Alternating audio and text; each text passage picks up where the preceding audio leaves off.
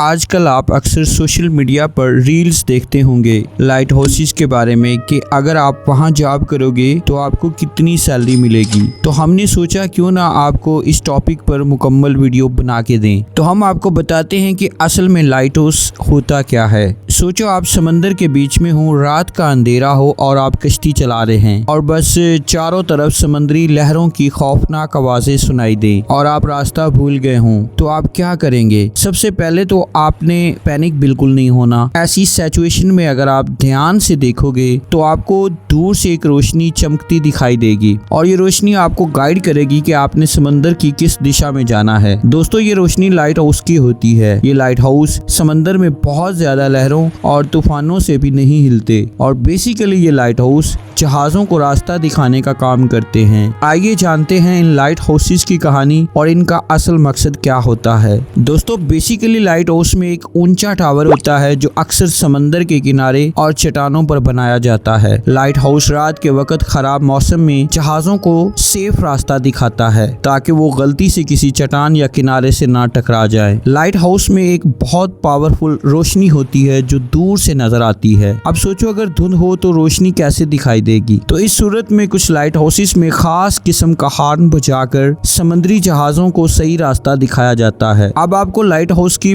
पुरानी हिस्ट्री के बारे में कुछ बताते हैं कि इसकी शुरुआत कहां से हुई थी। दोस्तों, लाइट हाउसेस की कहानी बहुत पुरानी है। पुराने जमाने में जब लोग समंदर में सफर किया करते थे तो उन्हें रात के वक्त और खराब मौसम में अपना रास्ता ढूंढने में मुश्किल होती थी। उस जमाने में करीबी बस्तियों के लोग जहाजों, मछेरों और ट्रैवलर्स को रास्ता दिखाने के लिए समंदर के किनारों पर आग जलाया करते थे ताकि वो आसानी से किनारे पर आ सके। दुनिया का सबसे पहला और मशहूर light house ferrous of Alexandria कहलाता है। इस लाइट हाउस को मिस्र के शहर अलेक्जेंड्रिया के पास 280 बीसी में एक छोटे से आइलैंड जिसे फेरस कहते हैं वहां पर बनाया गया था। ये लाइट हाउस अलेक्जेंड्रिया की कोस्ट लाइन पर बनाया गया था जहां से समंदर में सफर करते हुए जहाज इसकी रोशनी को आसानी से देख सकते थे। ये लाइट हाउस इतना पावरफुल था कि इसकी रोशनी लगभग 50 किलोमीटर दूर तक दिखाई देती थी। उस दौर का ये एक बहुत बड़ा इंजीनियरिंग का कारनामा समझा जाता था। उसके बाद यूरोप और एशिया में भी बहुत सारे लाइट हाउसेस बनाए गए, जैसे कि ला कोरूना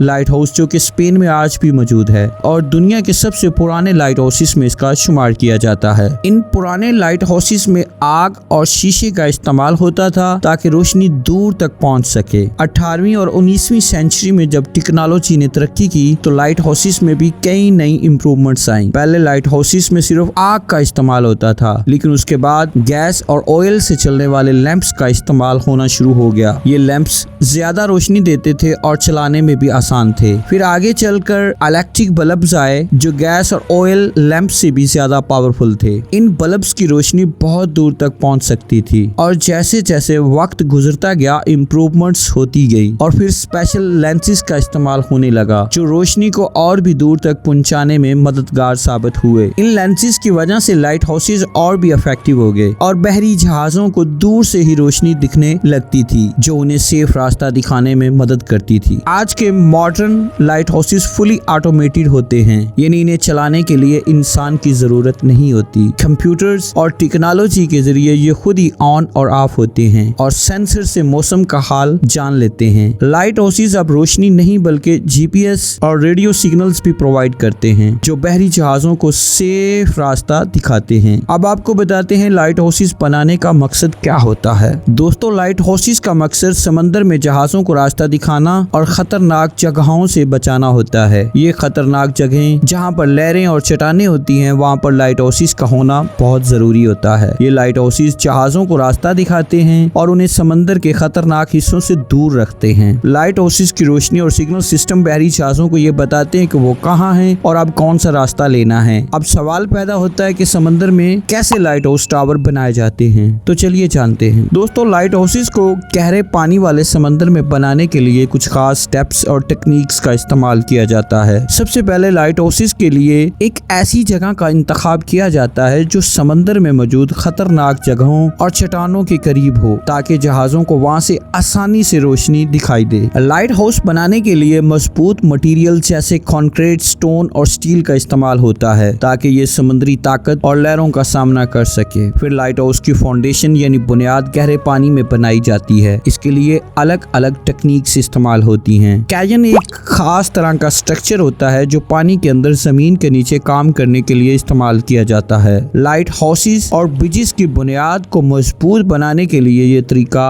इंजीनियर इस्तेमाल करते हैं। जब इसे समंदर के पानी में डाला जाता है तो इसकी दीवारें इतनी मजबूत होती हैं कि ये पानी के प्रेशर को संभाल सकती हैं। कैयन के अंदर का पानी इसे खुद ही साफ रखने और कंस्ट्रक्शन का काम आसान करने में मदद करता है। जब कैयन को सही जगह पर सेट कर दिया जाता है और इसकी बुनियाद तैयार कर ली जाती है तब इसे धीरे धीरे खाली करके फाउंडेशन के लिए जमीन तक नीचे पहुंचाया जाता है। और जब फाउंडेशन तैयार हो जाती है तब लाइट हाउस का स्ट्रक्चर ऊपर की तरफ बनाया जाता है। आखिर में लाइट हाउस का लाइटिंग सिस्टम और दूसरी जरूरी इक्विपमेंट्स जैसे कि लेंसेज और सिग्नल सिस्टम्स इंस्टॉल किए जाते हैं। ये सब स्टेप्स इंश्योर करते हैं कि लाइट हाउस की रोशनी दूर तक नजर आए। अब आपको बताते हैं लाइट हाउसेस कहाँ कहाँ बनाए गए हैं और उनकी तादाद कितनी है। दुनिया में हजारों लाइट हाउसेस हैं जो अलग अलग मुल्कों और समंदर के किनारों पर बनाए गए हैं। लाइट हाउसेस की तादाद का अंदाजा लगाना जरा मुश्किल है, लेकिन तकरीबन 20,000 से ज्यादा लाइट हाउसेस दुनिया भर में बनाए गए हैं। यूनाइटेड स्टेट में 700, यूनाइटेड किंगडम में 200, कनाडा 1000 और इसके अलावा इंडिया में भी लाइट हाउसेस हैं जैसे कि कन्याकुमारी और चौपाटी बीच लाइट हाउस। इसके अलावा जापान और फ्रांस में भी कई हिस्टोरिक लाइट हाउसेस बनाए गए हैं। ये लाइट हाउसेस सिर्फ समंदर के किनारे ही नहीं बल्कि जंगली इलाकों,